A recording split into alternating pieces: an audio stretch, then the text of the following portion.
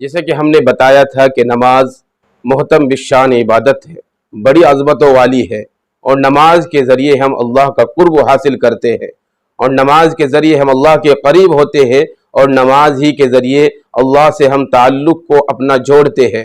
گویا کہ نماز اللہ سے قریب کرنے والی اور اللہ سے تعلق جوڑنے والی ہوتی ہے۔ تو جو چیز جتنی اہمیت والی ہوتی ہے تو اس کے بارے میں ہمیں پوری نالج ہونی چاہیے، اس کے بارے میں ہمیں پورا علم ہونا چاہیے، تاکہ اس چیز کو ہم اچھے طریقے سے کریں، اور جب ہم اسے اچھے طریقے سے کریں گے تو اللہ تبارک و تعالیٰ سے جو تعلق، جو کانٹیکٹ ہمارا جڑے گا، اور جو ہمارا ربط اللہ سے جڑے گا وہ بہترین طریقے سے جڑ جائے گا۔ تو ہماری جو کوشش یہی ہے کہ نماز کے بارے میں کچھ باتیں بتائی جائے، کچھ مسائل بتائے جائے، تاکہ جو عوام کو مسائل کا جن کو پتہ نہیں ہے، روزمرہ پیش آنے والے مسائل ہیں، تو وہ بھی عوام کے سمجھ میں آ جائے اور عوام کے سامنے جائے، اور ہم لوگ ان تمام مسئلوں کو سمجھ کر ان کے مطابق اپنی نماز کو پڑھنے کی کوشش کریں۔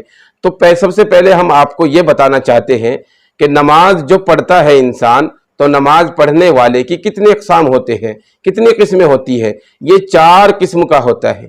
جو انسان نماز پڑھنے والا ہوتا ہے، 4 قسم کے انسان ہوتے ہیں جو نماز پڑھتے ہیں۔ یہ چاروں کے چاروں ہمارے دماغ کے اندر ہونے چاہیے، کیونکہ جتنے بھی مسائل نماز کے آئے گے انشاءاللہ آگے، تو ان 4 سے متعلق ہی آئے گے۔ جب یہ 4 چیزیں ہمیں پتہ ہوگی اور 4 اقسام ہمیں پتہ ہوگے، تو جتنے بھی مسائل نماز کے تعلق سے آئے گے تو وہ ہماری سمجھ میں اچھے سے آ جائے گے۔ ٹھیک ہو گیا اتنی بات؟ تو آپ لوگ یہ 4 اقسام یاد رکھیں۔ نمبر 1، سب سے پہلے امام ہوتا ہے۔ امام کسے کہتے ہیں؟ نماز پڑھانے والے کو۔ جو نماز پڑھانے والا ہوتا ہے اس کو امام کہتے ہیں۔ اور دوسرے نمبر پہ کیا ہوتا ہے؟ دوسرے نمبر پہ ہوتا ہے جو امام صاحب کے پیچھے جو لوگ نماز پڑھنے والے ہوتے ہیں ان کو مقتدی کہتے ہیں۔ کیا کہتے ہیں ان کو بھائی؟ ان کو مقتدی کہتے ہیں۔ اور تیسرے نمبر پہ جو ہوتے ہیں، کچھ انسان ایسے ہوتے ہیں جن کی ایک رکعت چھٹ جاتی ہے امام صاحب کے پیچھے، 2 چھٹ گئی، 3 چھٹ گئی، یہ چاروں کی چاروں چھٹ گئی، لیکن وہ سلام پھیرنے سے پہلے امام صاحب کے ساتھ شریک ہو گئے، تو ان کو مسبوق کہتے ہیں۔ ان تمام لوگوں کو کیا کہتے ہیں؟ ان کو مسبوق کہتے ہیں۔ اور چوتھے نمبر پہ جو باری آتی ہے وہ آتی ہے تنہا نماز پڑھنے والے کی۔